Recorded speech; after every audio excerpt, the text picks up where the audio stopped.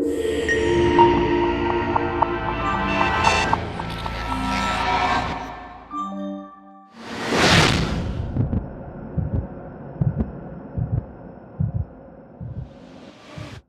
let's look at igniting and preserving territorial revivals.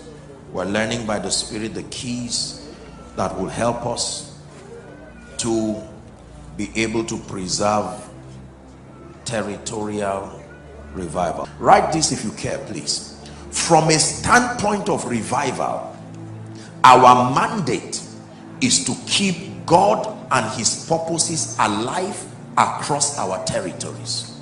From a standpoint of revival, our corporate mandate as a people is to keep God and his purposes alive within a territory. What I mean by keeping God means God consciousness. You may want to add that.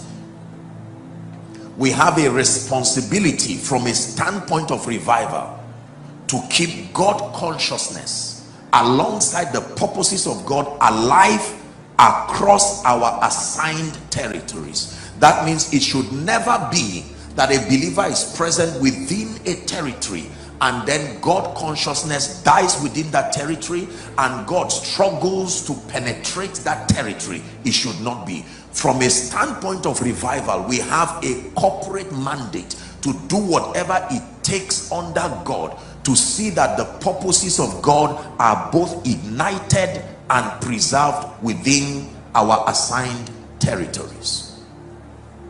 Are we together? I'll share with us 6 keys very quickly. Number 1, prayer. Straight up, that is the first key that is responsible for igniting and even preserving territorial revivals. Prayer, particularly the dimension of prayer that captures warfare and intercession. I commend you to God, he says, and to the word of his grace, which is able to build you up and to give you an inheritance among them that are sanctified.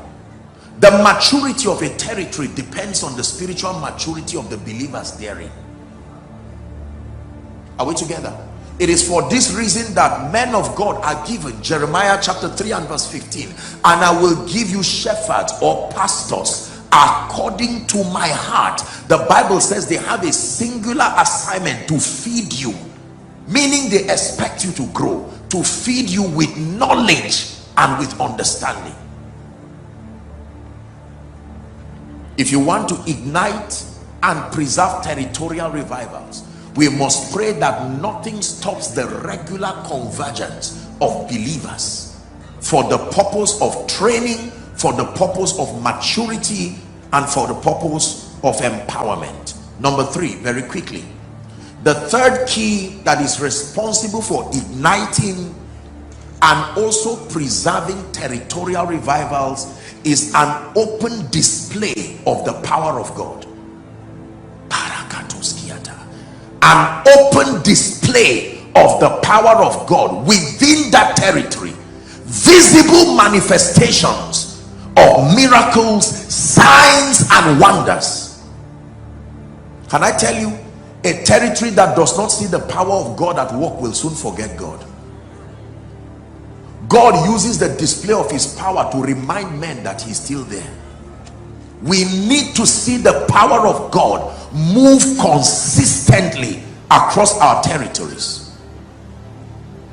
In Acts chapter 4, let's start from verse 12 for sake of time. Acts chapter 4, the Bible tells us that Peter went to pray at Gate Beautiful, and now seeing this man who had been there, crippled, he prayed for him, and then the man began to walk, and the news went round town, and they called them. So this was a sermon as a result of that miracle. He said, he's speaking now, neither is there salvation in any other, for there is none other name under heaven given among men whereby we must be saved. Next verse, 13. Now when they saw the boldness of Peter and John and perceived that they were unlearned and ignorant men, they marveled, and they took knowledge of them that they had been with Jesus. Verse 14. And beholding the man which was healed standing with them. I like this. Beholding the man who was healed, beholding the testimony standing with you. This is a more powerful way of preaching. You preach with the evidence standing with you. Beholding the man which was healed standing with them, he said they could say nothing against it. When you declare the lordship of Christ, it's easy for people to contend, but not when your evidence is standing with you. Are we together? Verse 15. But when they had committed themselves to go inside of the council, they conferred among themselves. Next verse. Saying, what shall we do to this man? For that indeed a notable miracle had been done by them. It is manifest to all them that dwell in Jerusalem, and we cannot deny it. May that be someone's testimony. Like Pastor Nat sang here, that God will do something in your life. The unbelievers will be the ones carrying the testimony. They said, we don't believe in this God, but he's done something to this man. How do we ignite and how do we preserve territorial revivals? The intentional mentorship of younger believers and ministers to ensure continuity. The intentional mentorship of younger believers and ministers to ensure continuity.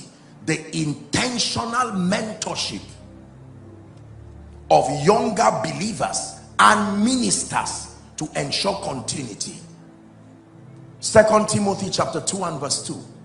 The intentional mentorship of younger believers and ministers to ensure continuity.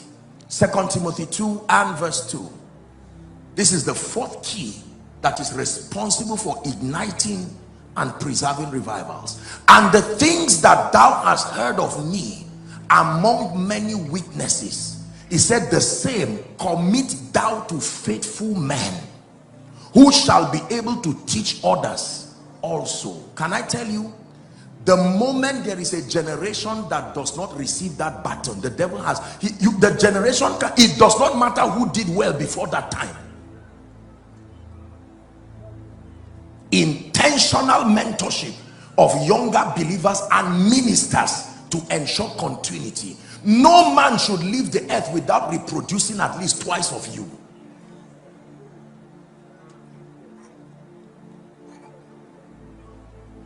You know, there have been territories where you will have seasons of seasoned veterans of the gospel, men and women of God who are with power, but sometimes they make mistakes. And we see this even with the God's generals, respectfully speaking, that many of them were focused at giving and pouring and maximizing their destinies, and they forgot that one day they will not be there, or one day they will not have that strength.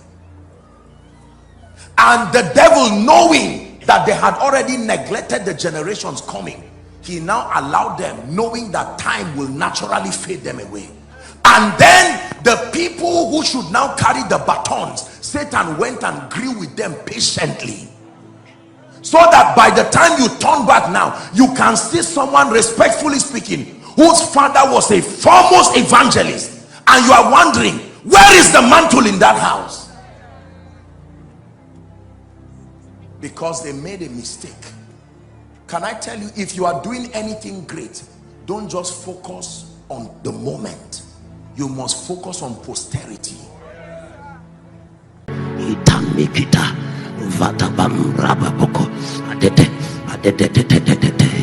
I will not end like this. No.